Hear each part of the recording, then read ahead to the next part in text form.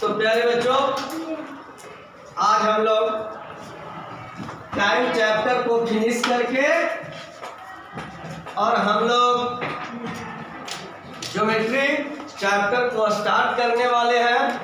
कौन सी चैप्टर को स्टार्ट करने वाले हैं? ज्योमेट्री चैप्टर को स्टार्ट करने वाले हैं।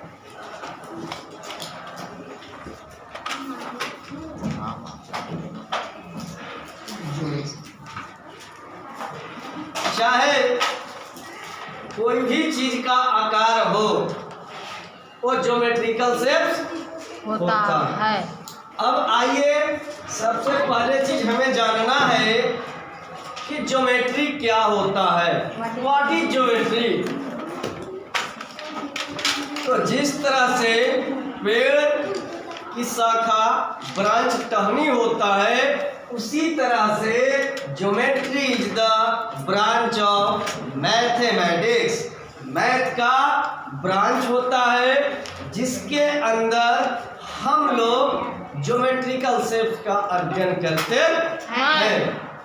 आइए, तो हम लिखते हैं पहले ज्योमेट्री। स्टार्ट करते हैं geometry.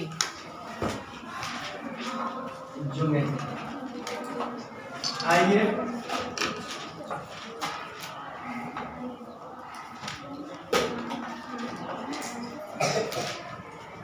Geometry is the branch of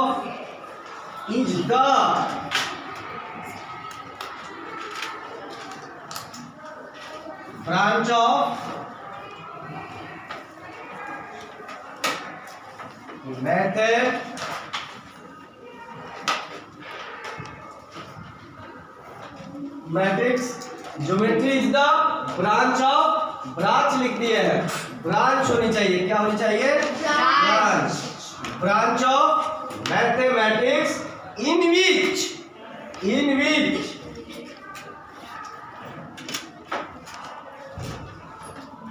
which all of the study, या दी स्टडी लिख देते हैं शॉर्ट में, दी स्टडी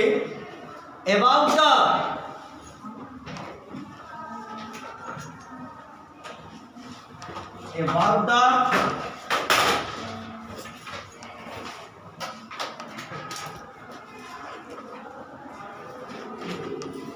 geometrical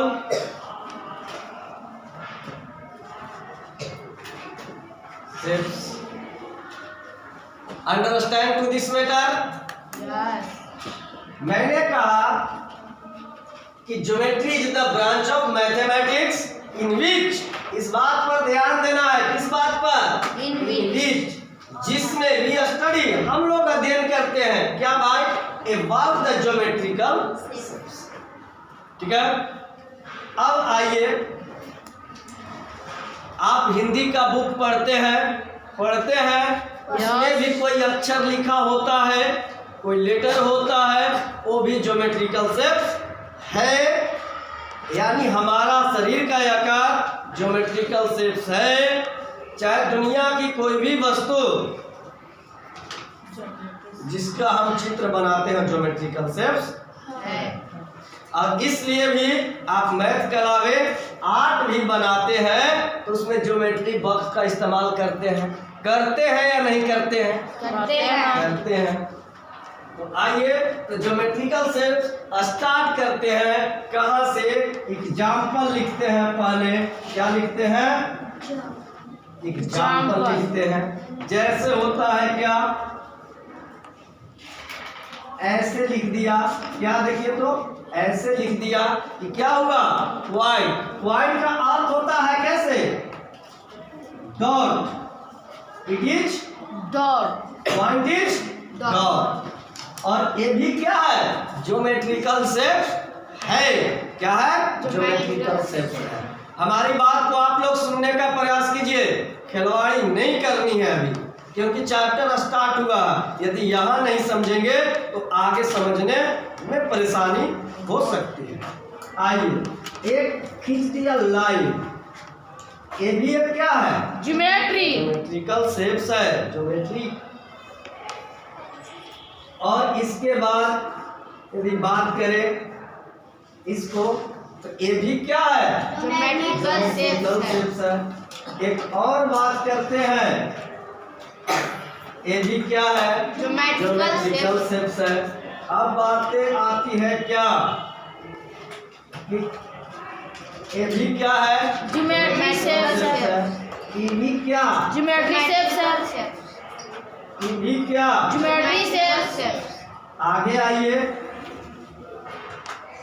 ई भी क्या? Geometry shapes. ई भी क्या? Geometry shapes.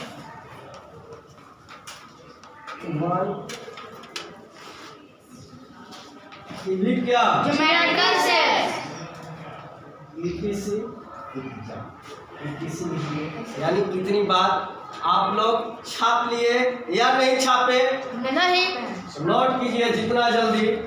अब मैं लिखते लिखते इसको इंडिकेट करते हैं किस चीज से? पॉइंट से। क्या करते हैं? पॉइंट से। पॉइंट से। इसको करते हैं क्या?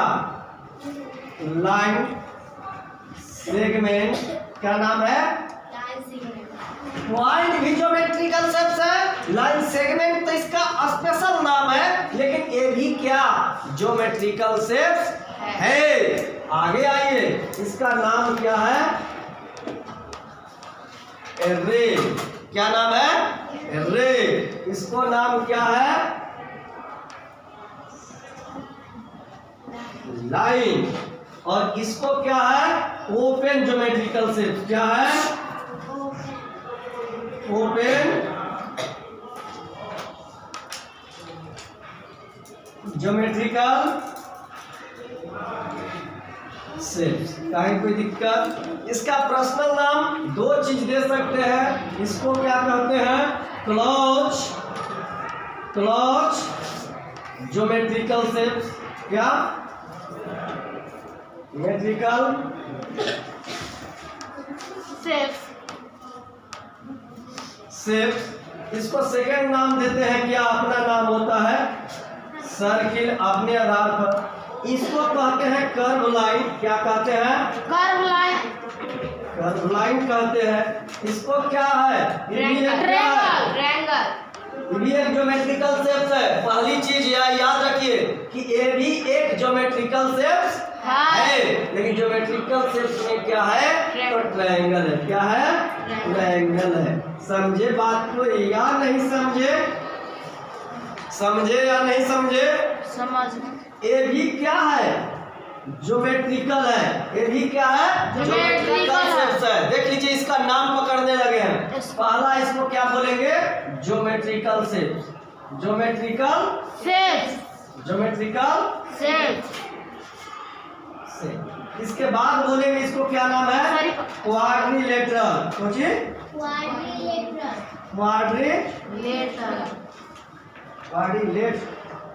क्वाड्रिलेटरल।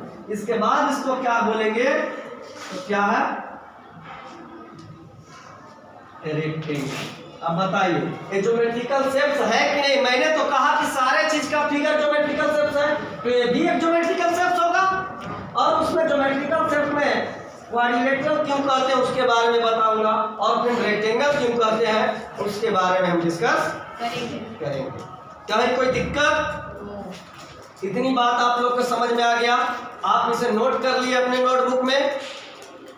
नोटबुक में इसे नोट किए? नहीं किए ना? नहीं किए है ना? नहीं। तो चलिए, इतनी बात मैंने किसी भी चीज का, अब ये आप लोग का हो गया है। हुआ है ऊपर वाला है? नहीं हुआ? हो गया। मिटा दूं? यस। Thank you. तो मैंने लिख दिया कि geometry is the branch of. अच्छा बताइए भाई लोग कि यदि हम आपके नाम नहीं जानते हैं तो फिर आपके बारे में विशेष जानकर मैं क्या करूंगा?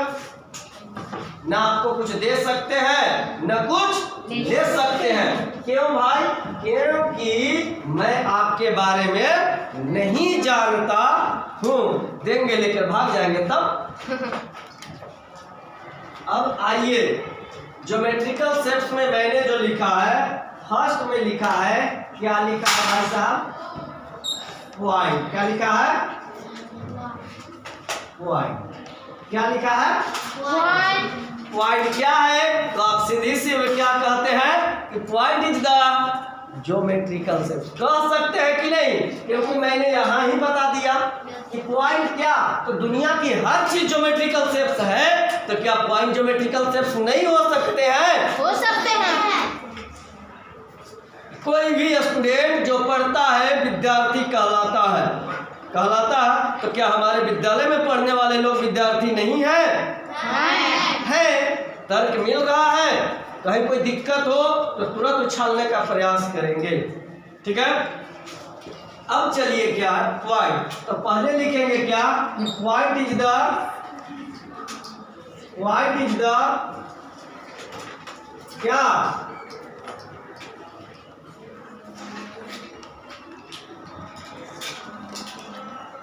Geometrical shapes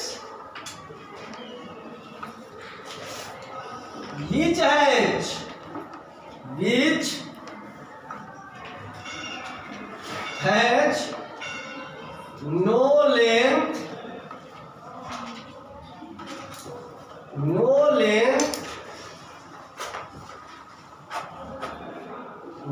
breadth,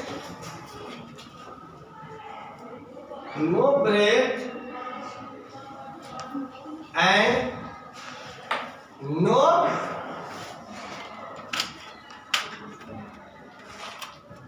no height।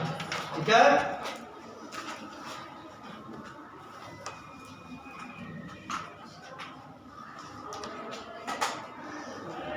No height.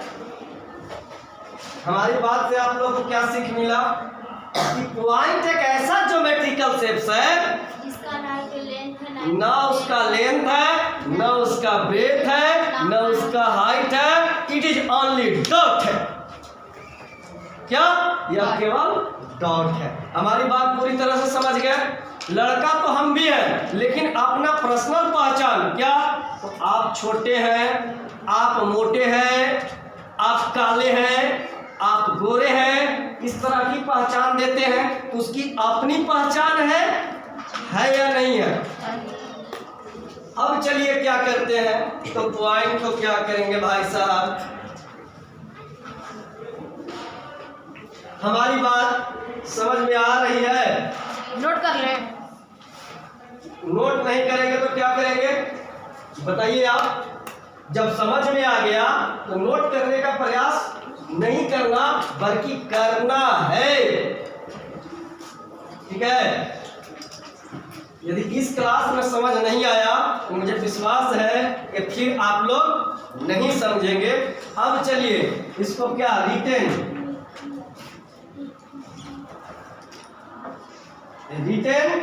As point को लिखा कैसे जाता है भाई? ठीक है, लिखा जाता है ऐसे।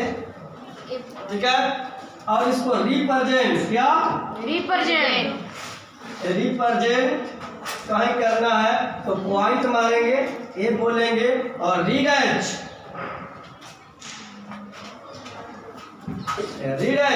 क्या? Read as point A. इतनी बात समझ में आ गया? कहेंगे कि पॉइंट दीजिए, तो पॉइंट कैसे देंगे? डॉट देंगे, उसका नाम लिखिए तो ए लिखेंगे, रिप्रेजेंट ऐसे छोड़ देंगे तो इसको कह देंगे तो पॉइंट है। अब इसको रिप्रेजेंट करना है तो पॉइंट ए। अब इसको पढ़ेंगे क्या भाई? तो बोलेंगे कि पॉइंट ए। समझे बात क्या? नहीं समझे? पॉइंट के बारे में जान गए? पॉइंट का अपनी पहचान, वो तो पर्सनल, वो तो सामूहिक पहचान है कि एक ज्योमेट्रिकल शेप्स है, लेकिन इसकी पर्सनल पहचान क्या है? कि ना इसका लेंथ होता है, ना ब्रेथ होता है, ना हाइट होता है, वही पॉइंट कहलाता है। Understand to this matter? Yes. Note कर लिया आप लोग? आगे लिख सकता हूँ, आगे लिख सकता हूँ। आइए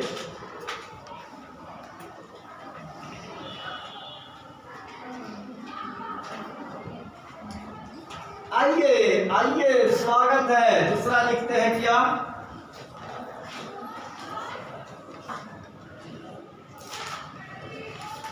क्या लिखते हैं? लाइन। क्या भाई, क्या भाई, लाइन क्या है? लाइन क्या है? तो नहीं बुझाए तो सीधा सीधी क्या? Line is a geometrical shape. अब तो मुंह पर होनी चाहिए, आपके होठों पर होनी चाहिए कि line is the geometrical shape. यह कंफर्मेशन हुआ है अभी तक कि नहीं हुआ है? यस हुआ है ना? मैंने यही नहीं, मैंने एक बता दिया कि दुनिया की कोई भी चीज उसका आकार ज्योमेट्रिकल शेप होता है, तो फिर लाइन एक आकार होगा, इसका ज्योमेट्रिकल शेप क्यों नहीं कहेंगे? कर सकते हैं। यस तो लाइन इज ए, लिख दोगे? यस सबसे पहले लिखने में आप लोग लाइन इज द क्या?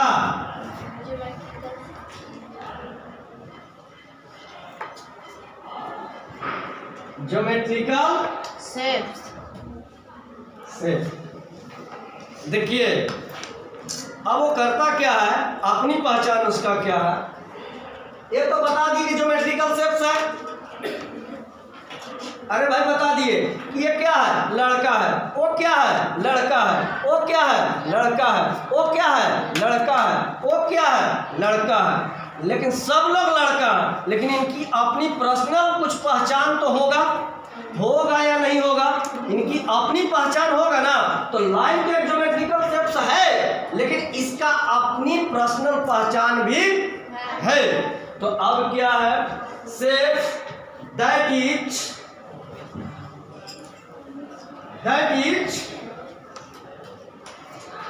goes in क्या?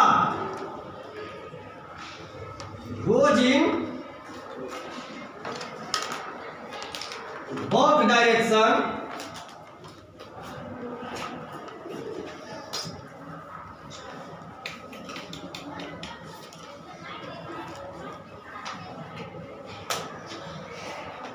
infinitely। अब बताइए इसकी क्या है? देखिए दो लड़का हम लोग खड़े हैं, एक लड़का इधर जा रहा है और एक लड़का इधर जा रहा है। दोनों कहाँ गया वो पता नहीं चलता है, वो लाइन का क्या कहलाता है? लाइन कहलाता है। समझे बात को? ये हाथ इधर की ओर जा रहा है, ये हाथ इधर की ओर जा रहा है, और दोनों कहाँ गया वो मुझे पता नहीं है। हमारी बात समझ में आई या नहीं आई? आई। तो क्या लाइन के ज्योमेट्रिकल शेप्स है, लेकिन इसकी अपनी पहचान है कि goes in both direction infinitely, अनंत तक, वो जहां तक लेकर के जाओगे वहां तक जाएगा।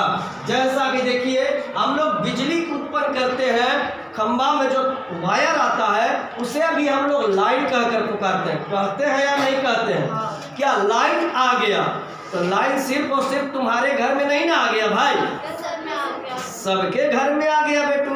तो अब क्या करेंगे? यहाँ से लाइन उत्पन्न होता है, तो यह लाइन इधर भी जा रहा है और यहाँ प्रोडक्शन दे रहा है, और इधर भी जा रहा है। करंट इस वायर में भी जा रहा है और करंट इस वायर में भी जा रहा है। फिर आपको जरूरी होगा भाई यहाँ से वायर खींच के आगे लेकर चले जाएंगे, फिर उसका जरूरी होगा तो फिर आगे लेकर चले जाएंगे, इधर जरूरी होगा तो इधर कर लेंगे।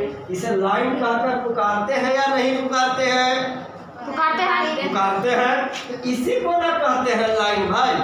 यस हम लोग कहते हैं लाइन आ गया, तो लाइन आ गया तो सिर्फ तुम्हारे घर में और मेरे घर में थोड़ी आ गया, वो जहां जहां गया वहां वहां जाएगा, और जहां आपको इच्छा है लेकर के जा सकते हैं। ठीक है, हमारी बात समझ में आ गया। अब इसको करते क्या है बाबू? इसको रिटेन एज ये जा रहा है और इधर भी जा रहा है।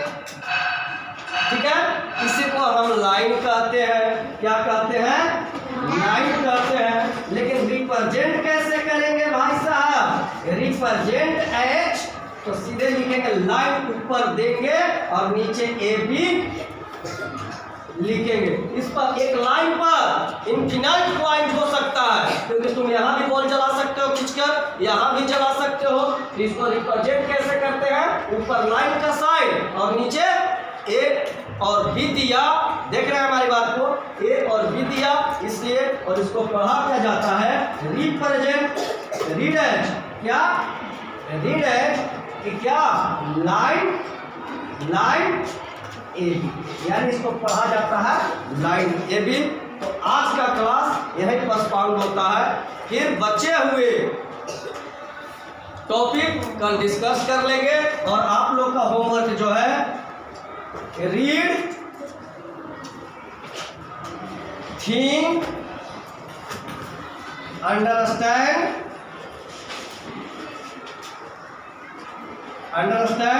एंड remember the BW यानी board over. Understand to this matter, ठीक है। धन्यवाद। आज के क्लास में